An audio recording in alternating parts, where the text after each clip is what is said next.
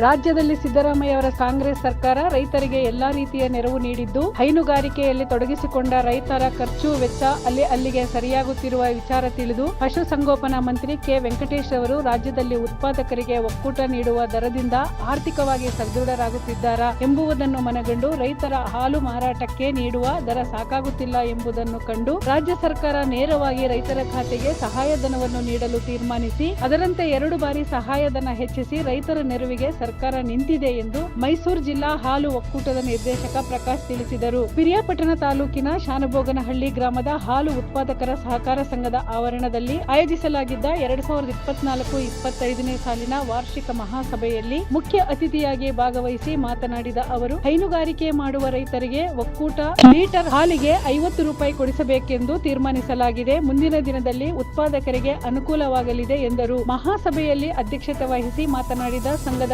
ಅಧ್ಯಕ್ಷರಾದ ಬಸವರಾಜಪ್ಪ ಅವರು, ಸಂಘಕ್ಕೆ ಪ್ರಸ್ತುತ 9,000 ಲೀಟರ್ ಹಾಲು ಬರುತ್ತಿದ್ದು 1,000 ಲೀಟರ್ಗೆ ಹೆಚ್ಚಿಸಬೇಕು. 2024-25ನೇ ಸಾಲಿನಲ್ಲಿ ಸಂಘವು 6,95,950 ರೂಪಾಯಿ ನಿವ್ವಳ ಲಾಭ ಗಳಿಸಿದೆ. ನಮ್ಮಲ್ಲಿ ಬಿಎಂಸಿ ಕೇಂದ್ರ ಇರುವುದರಿಂದ ಪ್ರತಿಯೊಬ್ಬ ಉತ್ಪಾದಕರು ಹೆಚ್ಚು ಹಸುಗಳನ್ನು ಸಾಕಿ ಹಾಲನ್ನು ಉತ್ಪಾದನೆ ಮಾಡಿ ಮಾರಾಟ ಮಾಡಿದಾಗ ಸಂಘವು ಲಾಭ ಗಳಿಸಲು ಸಾಧ್ಯವಾಗುತ್ತದೆ ಎಂದರು. ಶಾನಬೋಗನಹಳ್ಳಿ ಅಚ್ಚುಕಟ್ಟು ಪ್ರದೇಶದ ನೀರು ಬಳಕೆದಾರರ ಸಹಕಾರ ಸಂಘದ ಅಧ್ಯಕ್ಷ ದೇವೇಂದ್ರಪ್ಪ ಮಾತನಾಡಿ, ಸಂಘವು ಲಾಭ ಗಳಿಸಿರುವುದರಿಂದ ಮುಂದಿನ ವಾರ್ಷಿಕ ಸಭೆಗೆ ಬರುವ ಉತ್ಪಾದಕರಿಗೆ 200 ರೂಪಾಯಿ ಭತ್ಯೆ ನೀಡಬೇಕು.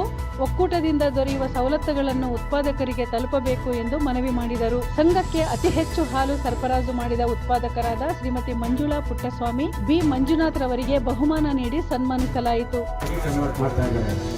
ಅದೇ ರೀತಿ ನಮ್ಮ ಸಿದ್ದರಾಮಯ್ಯ ಸರ್ಕಾರ ಬಂದಾದ ನಂತರ ನಮ್ಮ ವೆಂಕಟೇಶ್ ಅವರು ಪಶುಸಂಗೋಪನಾ ಸಚಿವರಾದಾಗ ಸಮಿಷನ್ ನಡೆಸ್ತಾರೆ ಕರ್ನಾಟಕಾದ್ಯಂತ.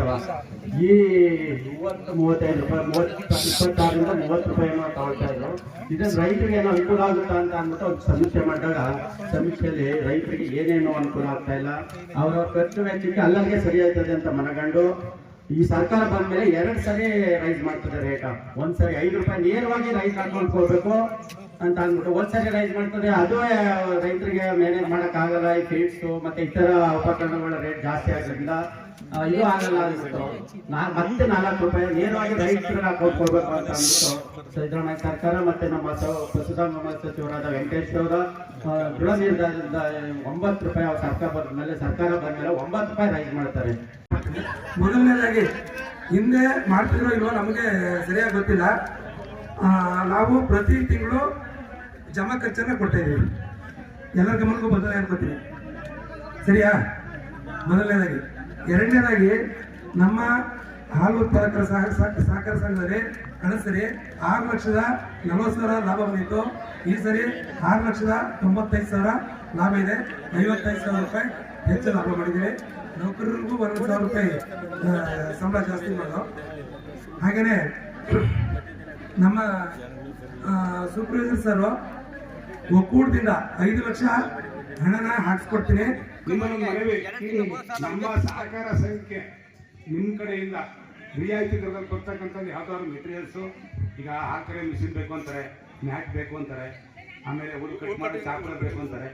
ಅದೇನಾದ್ರೂ ಇದ್ರೆ ಸ್ವಲ್ಪ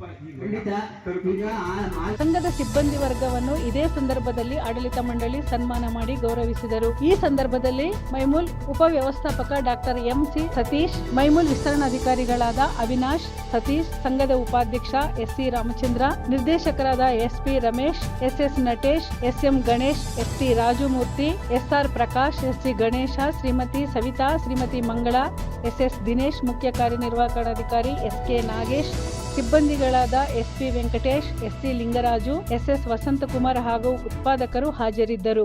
ಮೆಂಡು ನ್ಯೂಸ್ ನೆಟ್ವರ್ಕ್, ಸತ್ಯದ ಕನ್ನಡಿ.